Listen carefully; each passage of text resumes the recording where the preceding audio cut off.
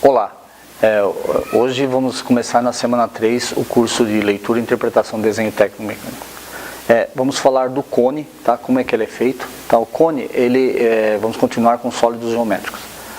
O cone ele é formado pela rotação de um triângulo retângulo em torno de um dos eixos, em torno do cateto. Esse é formado o cone. A base do cone normalmente é um círculo. Tá? A figura geradora que vai gerar o cone é um triângulo retângulo. O triângulo retângulo, só para dar uma recordada, é aquele triângulo que ele tem o ângulo entre os catetos de 90 graus. Tá? A esfera, podemos imaginar a esfera a partir da rotação de um semicírculo em volta do seu eixo. Aí forma a esfera, imagina uma bola de futebol, essa é a esfera. Tá? Isso é usado muito em partes de desenho técnico mecânico. Outra coisa que usamos na parte do desenho técnico são os sólidos geométricos truncados, que seria a pirâmide cortada ao meio, seria a esfera cortada ao meio. Os nomes delas vocês podem ver na aula 21, tem todos os nomes dos figuras geométricas cortadas. Essas daí formam peças também. Além de cortar a figura geométrica, a gente pode ter uma forma de uma peça que ela tem uma figura geométrica que é subtraída da peça, que por exemplo o furo. O furo de uma peça, você imagina um cilindro, o oco dele, tirado isso daí, é formado o sólido geométrico vazado, que a gente chama. Tá?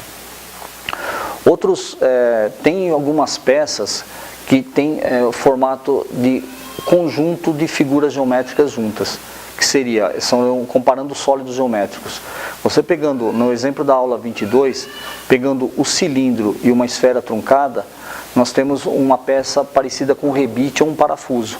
A cabeça seria a esfera truncada, que seria uma esfera cortada ao meio, ligada ao cilindro.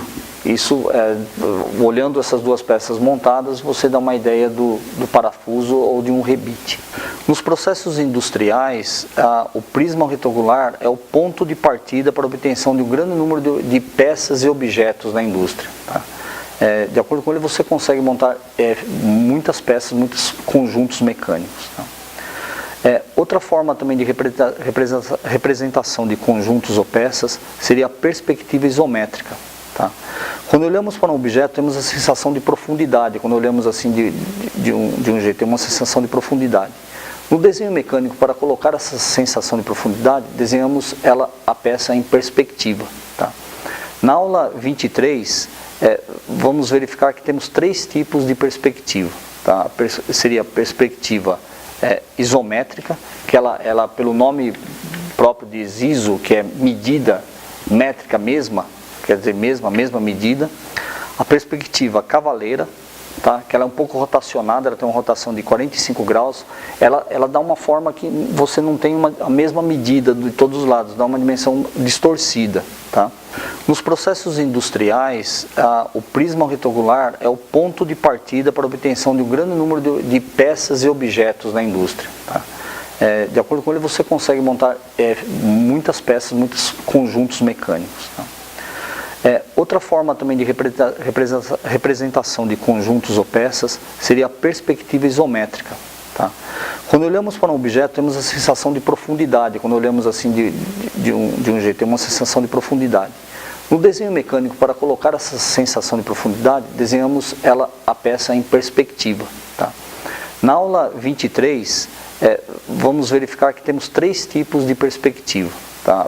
Seria a perspectiva isométrica, que ela pelo nome próprio diz iso, que é medida, métrica mesma, quer dizer mesma medida. A perspectiva cavaleira, tá? Que ela é um pouco rotacionada, ela tem uma rotação de 45 graus, ela dá uma forma que você não tem a mesma medida de todos os lados, dá uma dimensão distorcida. Tá? Cada tipo de perspectiva ela mostra o jeito da peça, mas aqui mostra com maior detalhe o dimensional da peça é a perspectiva isométrica, porque ela tem as mesmas dimensões. A cônica e a cavaleira, ela distorce um pouco a peça, tá? Só para dar um efeito diferente na peça. O mais usado é a isométrica. Tá? Para construir a perspectiva isométrica, ela é feita pelos eixos isométricos. Tá? Esses eixos são feitos pela linha isométrica que tem, entre elas, tem um ângulo de 120 graus. É normalizado isso para ser construída a perspectiva isométrica. Ela tem vários tipos de perspectiva isométrica, que ela pode ser com linhas paralelas, que é linha em paralelo, e pode ser linha oblíqua, que realmente são feitos os chanfros das peças. Tá? Isso você vai verificar os tipos de perspectiva na aula número 24. Para se fazer uma projeção ortográfica de uma figura plana, nós precisamos de ter três componentes, três elementos, né? Que seria primeiro o modelo, né? O modelo seria a peça em si, pode ser um parafuso, uma porca, uma chaveta, um bloco, um chanfro, pode ser qualquer coisa, tá? E tem que ter o observador, que seria uma pessoa, nós mesmo, que vai observar essa peça de ângulos diferentes, tá? E esses ângulos, cada ângulo vai ser representado na sua vista do desenho mecânico. E o plano de projeção. Esse plano de projeção que foi feito nos diedros, que seria na aula 25, você está vendo os planos de projeção. De acordo com a visão do observador, você vai ter as vistas do seu desenho técnico. No caso, temos projeções do primeiro, do segundo, do terceiro e do quarto diedro, tá, para ser feito. O desenho técnico, o que é mais usado, é do primeiro diedro. O primeiro diedro é o primeiro superior do lado esquerdo que é feito. E a representação, ela é feita na aula 26, está representando um cone visto lateralmente e um cone visto de frente na parte circular. Outro símbolo do terceiro diedro seria na aula 27, que está ao contrário. A parte primeiro vai aparecer a parte circular, a segunda a face dela. Temos também a parte o desenho mecânico também, para ser representado, ele pode ser representado num corte total, porque tem certos conjuntos que você não consegue verificar tudo que tem, todos os detalhes. Para você detalhar toda a parte interna de uma peça, você aplica um corte na peça. Não vamos cortar a peça, mas você representa no desenho a peça cortada. A peça cortada, ela vai mostrar em todos os detalhes como que é feito, todos os componentes da peça. Por exemplo, na aula 27 está representado uma válvula, um registro.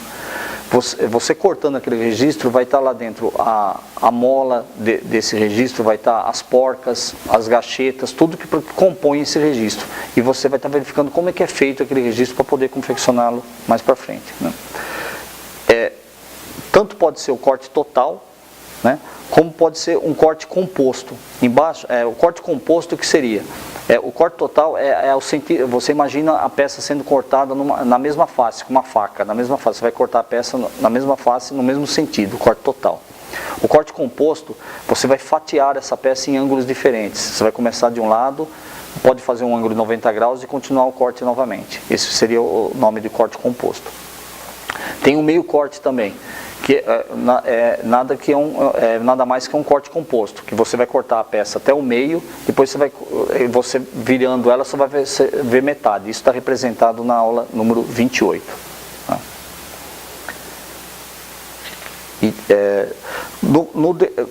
Depois das representações de corte, além do meio corte, e cada vista pode colocar a representação o corte pode ser representado tanto na vista lateral quanto na planta ou na lateral ou na elevação, tá? Pode ser feito. Nas próximas aulas vamos estar exemplificando mais essa parte de corte e meio corte, tá? Obrigado, até a próxima.